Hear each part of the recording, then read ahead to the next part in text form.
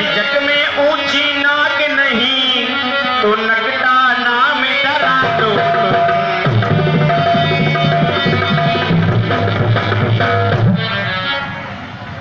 अगर जग में ऊंची नाक ना हो तो नकटा नाम रखा लेना, और यदि हमारे भैया हो तो उनसे बदला लो।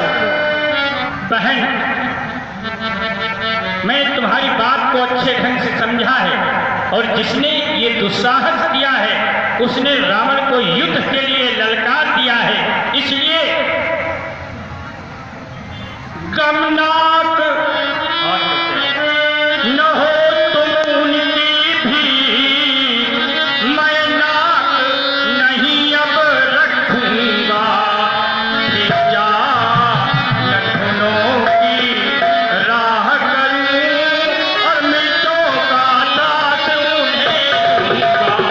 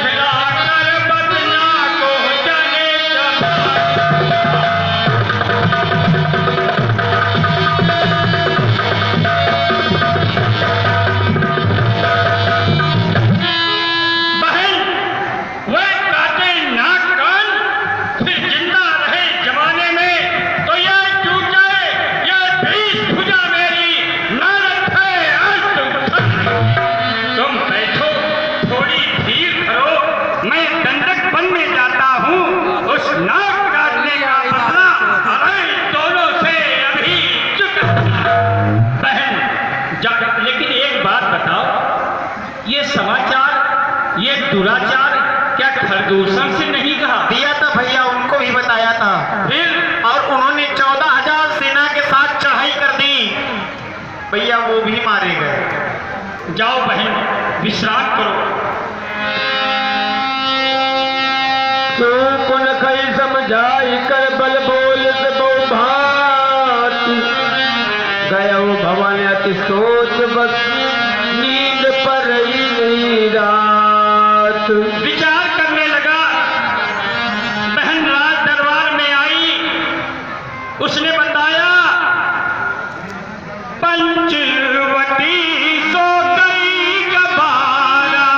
मेरी बहन एक बार पंचवटी गई और बताया कि वहां 2 राजकुमारों के द्वारा मेरे साथ ऐसा कृत्य किया गया, और ये भी बताया कौशलेश दशरथ के जाए, ममहित लागी नरेश बधाए, पुरुष सिंह बन खेलन आए।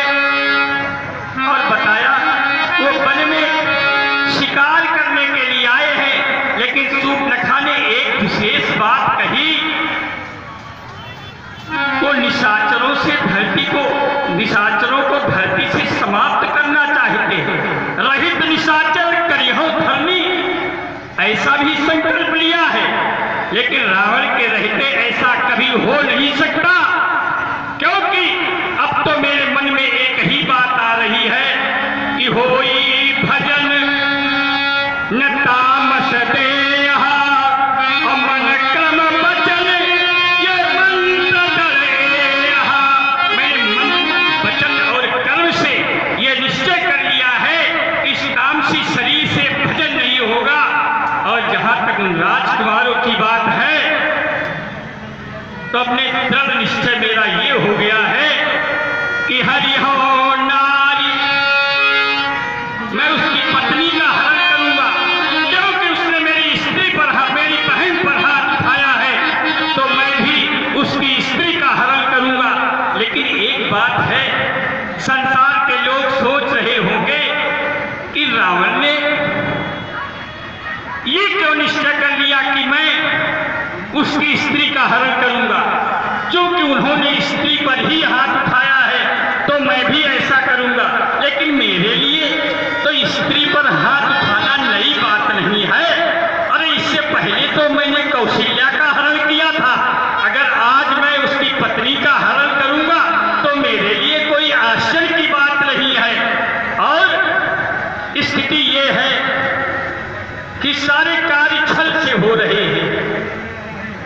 में नहीं आता, ऐसा तो नहीं। इस धरती पर नारायण ने अवतार ले लिया हो। एक चिंतन समझ में आया। एक बार नारद जी ने कहा था, पंच हुमोहि जवन धरि देहा, असोतन धरऊ साप मैहा। भगवान को साथ दिया कि जिस शरीर से तुमने मेरा विवाह नहीं करने दिया, अब तुम मानव शरीर धारण करके इस संसार में आओगे। और भगवान ने हृदय से उस साप को धारण किया। एक बात नारद जी ने भी हमसे कही थी, भुजबल विश्व जितब तुम जहिया। तुम जब भुजाओं के बल से विश्व को जीत लोगे तो मनुज रूप धरि हो तब तहिया। और अभी संशय है, अगर वो भगवान है तो मैं जानूंगा कैसे कि वो भगवान है? मेरे पास कौन सी ऐसी कसौटी है कि जिससे कि मैं जान जाऊंगा कि वो भगवान है? मेरी बात समझ में नहीं आती। अगर मेरे दोनों हाथ में लड्डू है, अगर मैं युद्ध में मारा गया तो परम धाम को जाऊंगा, और मैं अगर जीत गया तो इस पृथ्वी का सुख भोगूंगा और उसकी स्त्री का हरण करूंगा। इसलिए अब मुझे अपनी योजना को साकार करने के लिए सिंधु तट पर चलना चाहिए, जहां एक मेरा अनुचर रहता है जिसका नाम मारीच है। और मारीच करता क्या है? तमाम प्रकार की 100 प्रकार की मायाओं का ज्ञान मारीच को है।